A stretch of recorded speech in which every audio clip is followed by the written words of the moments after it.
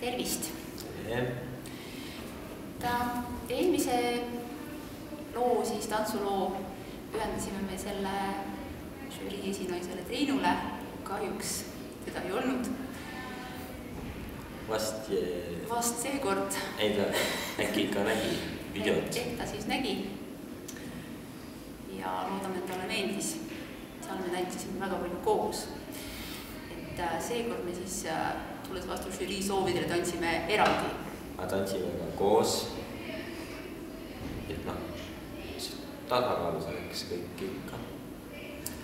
Tants on üpriski lühike, aga annab edasi kõvasti, palju. Et iga päeva kindlasti. Meil oli üpris tore seda tantsu teha. Et lõbus igal juhul. Jah, eriti täna, kui järsku jalutasid Martin Parma ja Kaisa Oja meil proovi sisse, et ma kutsusin nad ka täna siia. Ma ei tea, kas on kusagil seal või ei ole. Tore ikka. Aga head vaatamist!